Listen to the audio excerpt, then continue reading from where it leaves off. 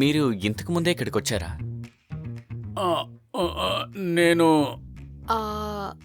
Hotel అందాన్ని చూసి అవును కదా నాన్న ఈరోజు హోటలే ఇంత అందంగా ఉందంటే భోజనం ఎంత బాగుంటుంది అనుకుంటున్నారు.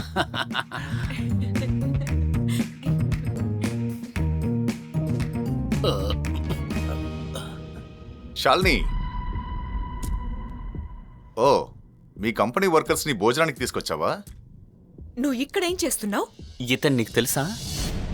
జీవితాంతం కలిసి బ్రతకాల్సిన వ్యక్తి తెలియకుండా ఎలా ఉంటాడు? నేను తనకు కాబోయే భర్తని, విక్రాంత్ రాథోర్. కాబోయే భర్తే ఒకప్పుడు, ఇప్పుడు కాదు. ఇంకా నువ్వు కలలోనే బ్రతుకుతున్నట్టున్నావు. కాస్త నిద్రలేస్తే మా పెళ్లికాడి నీకు పంపిస్తాను. పెళ్ళా? అది వీడితోనా? పెళ్లి తర్వాత నువ్వు కూడా వీడిలా కూలి పని చేసుకుంటావా? అన్షి ఏ పని చేసినా నాకు కష్టం రాకుండా చూసుకునే సామర్థ్యం తనకుంది. పగటి కళలు బాగానే కంటున్నావు. నీకు తెలుసు కదా నా మొడితనం గురించి. నీకు పెళ్ళంటే జరిగితే అది ఈ విక్రాంత్ రాథోర్తోనే జరుగుతుంది. ఏయ్, చేతి ముందు తీమన్నానా? తీ. నువ్వు ఇలా హీరోయిజం చేసే ముందు నీ ఎదురుగా ఉన్నవాడి బ్యాక్గ్రౌండ్ ఏంటో తెలుసుకో. పొరపాటున నాలాంటి వాడి ముందు నువ్వు హీరో అవ్వాలని ట్రై చేస్తే ముఖం పగిలిపోతుంది.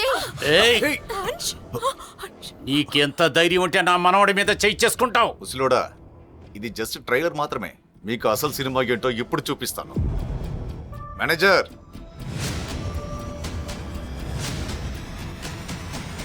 చూస్తుంటే మీ హోటల్ రెప్యుటేషన్ పోయినా నీకు పర్లేదనిపిస్తోంది. అందుకే ఇలాంటి చిల్లర బ్యాచ్లంతా లోపలికి వస్తున్నారు. సెక్యూరిటీ, వీళ్ళు లోపలికి ఎలా వచ్చారు? వీళ్ళని తీసుకొచ్చింది ప్రతాప్ సక్సేనా కూతురు. అది నేనే. కానీ మేడం, ఇలాంటి బట్టలు వేసుకుని లోపలికి వస్తే హోటల్ ఇమేజ్ పోతుంది. ఓ సెక్యూరిటీ, వీళ్ళని బయటికి పంపించు.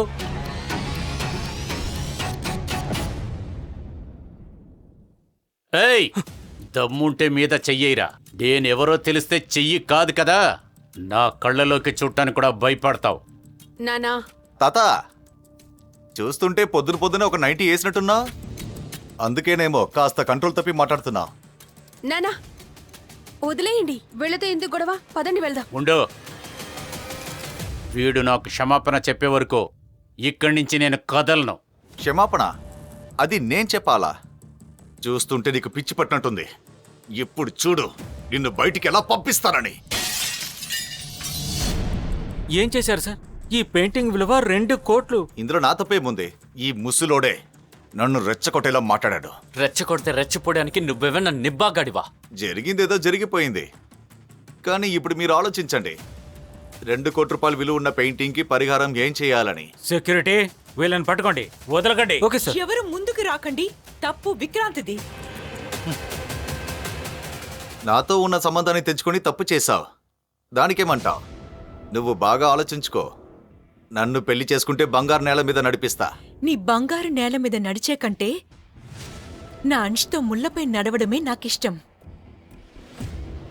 ఎంత పొగరే నీకు! నిన్ను నా పొగర్ని నువ్వు ఇంకా పూర్తిగా చూడలేదు. శాలిని మీద చేయి వేసి చాలా పెద్ద తప్పు చేశాడు. పెద్ద హీరోలో మాట్లాడుతున్నావు కదా, ఓ పని చెయ్యి. 2 కోట్ల రూపాయలు ఇచ్చి జరిగిన నష్టాన్ని పూర్తి చెయ్యి. డబ్బు కోసం రా బంధువులా పీకు తింటాం ఆపండి. మీలాగా డబ్బు లేని వాళ్ళు ఈ సిటీకి మాత్రమే కాదు, ఈ భూమికే భారం. మేనేజర్, ముందు వీడి అమ్మా నాన్నల్ని పట్టుకొని 4 తగిలించండి. పట్టుకోండి. ఏయ్, మా వాళ్ళ దగ్గరికి వస్తే నరికేస్తాను, జాగ్రత్త. కొట్టాలనుంటే నన్ను కొట్టండి. నిన్నైతే మామూలుగా కొట్టకూడదు. ఆపండి, మీరు హద్దు మీరి ప్రవర్తిస్తున్నారు. ఇక్కడ కట్టాల్సిన 2 కోట్లు నేను కడతాను. నానా తాతయ్య, మీరు అంత డబ్బు ఎక్కడి నుండి తీసుకొస్తారు? నన్ను కాపాడడానికి మీరు అబద్ధం చెప్పకండి.